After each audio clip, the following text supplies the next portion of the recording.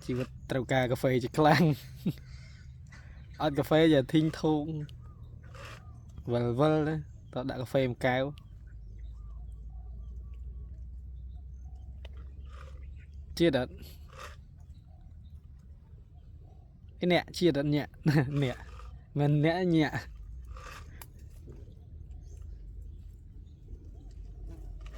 ấy da bột ọt bạt chọp bạt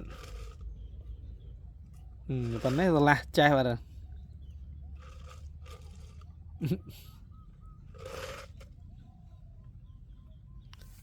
lựa ăn giờ cao với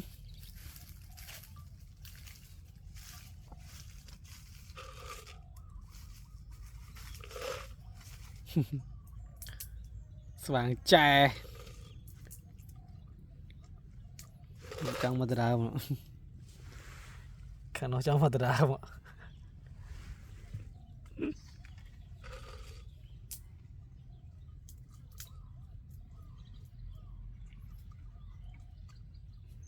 mà dạ chị rào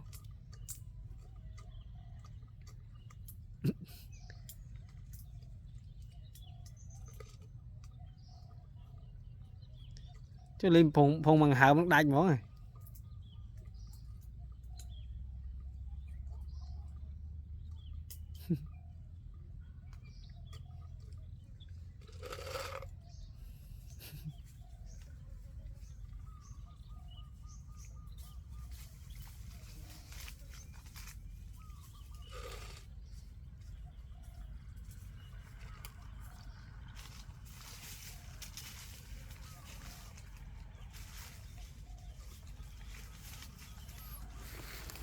mày nó slide được cỏi người một rồi mà giờ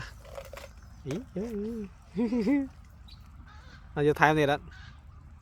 bột thông tiền mẹ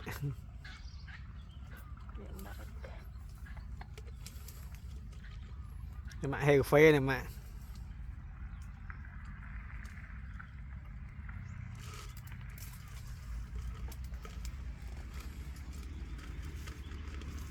màn ngay màn khai nè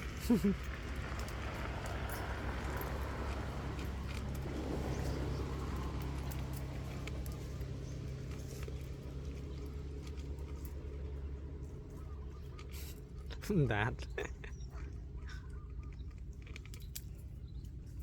dạ tin nha ồ chừng anh đâu nọ trong cry mà chia đất ý da ý chia ra hào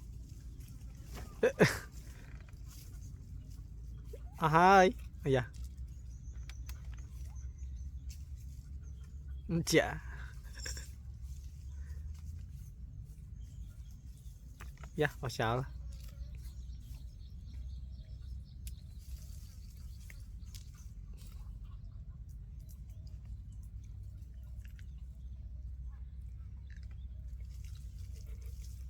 bị được cọ cào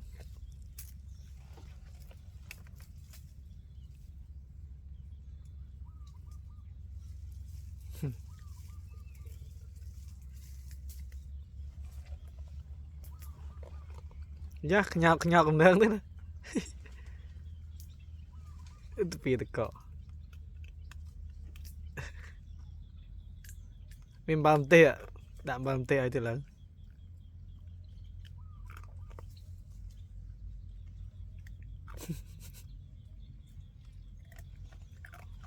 dạ nhào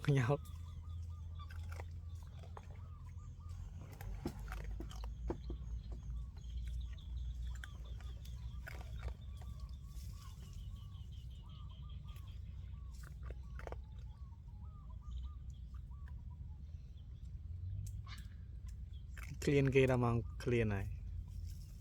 màu pi chia này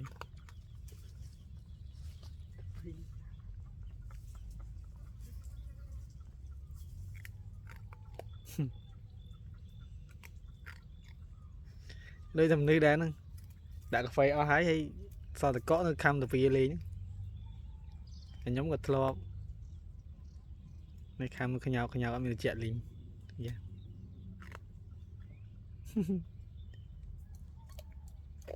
Nhớ sưởiទៀត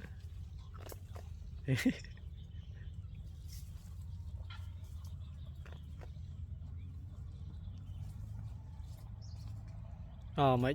hai nữ một sông cao vậy nhỉ, sông cao đã thùng ram vậy mà